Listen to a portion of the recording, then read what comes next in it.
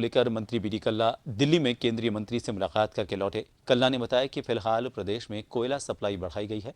पहले 3 रैक मिलती थी, अब 9 रैक सप्लाई हो गई है। कोयला सप्लाई बराबर रही तो विद्युत संकट प्रदेश में नहीं आएगा। वहीं बीजेपी के लेटर बम को लेकर भी उन्होंने निशाना साधा। उन्होंने कहा कि भाजपा नेताओं को अपना घर संभालने की जरूरत है। मेघवाल ने लेटर बम फोड़ा है, अभी जाने और कितने बम फूटेंगे।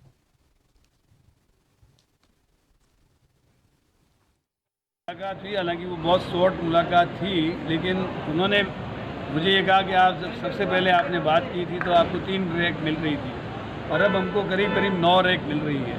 तो कोयले की आपूर्ति जब तक बराबर रहेगी तब तक हम राजस्थान में बिजली की आपूर्ति में कमी नहीं आने देंगे। बिजली के मामले में इस सरकार के आने के बाद 3000 मेगावाट नई बिजली जनरेट की गई है, जो पिछले 5 वर्षों में बीजेपी के शासन में नहीं हुई थी।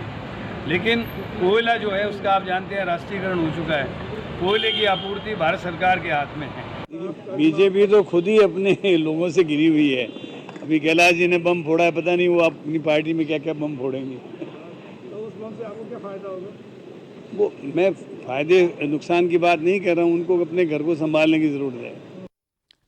तो बीजेपी में लेटर बम पर कांग्रेस भी मुखर है। चिकित्सा मंत्री डॉक्टर रघु शर्मा ने कहा है कि बीजेपी में दोयम दर्जे के नेता आ गए हैं जिनका पार्टी में कोई कद नहीं है। रघु शर्मा बोले कि यह बीजेपी का आंतरिक मामला है, लेकिन कांग्रेस पर आरोप लगाने से पहले उन्हें अपना घर संभालना चाहिए। राजस्थान में बीजेपी के 6 मुख्यमंत्री पद के दावेदार हैं जो अलग अलग यात्राएं निकाल रहे हैं, जबकि देश में हालात बदतर हैं और बीजेपी आशीर्वाद यात्रा निकाल रही है। Rail, airport, public centres lease पर दिए जाने, पेट्रोल डीजल महंगाई समेत कई मुद्दों पर रघु ने बीजेपी को घेरा।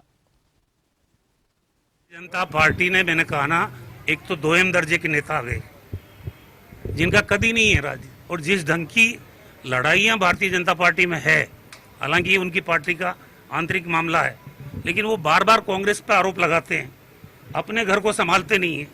तो जिस तरह के हालात आज बीजेपी के बने हैं, मैं समझता हूं कि एक अनुशासनहीन पार्टी के रूप में सामने आ रही है लोगों के। महंगाई 7वें आसमान पे है। जब इंटरनेशनल मार्केट में क्रूड ऑयल के भाव ज़्यादा थे तब मनमोहन सिंह जी की सरकार, कांग्रेस की सरकार, कम कीमत पे पेट्रोल, डीजल, रसोई गैस दे रही थी।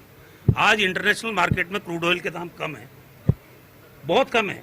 उसके बावजूद आप जिस ढंग से पेट्रोल के हर रोज़ दाम बढ़ रहे हैं, डीजल के दाम बढ़ रहे हैं, रसोई गैस के दाम बढ़ रहे हैं, ये सब महंगाई बढ़ाने का कारक हो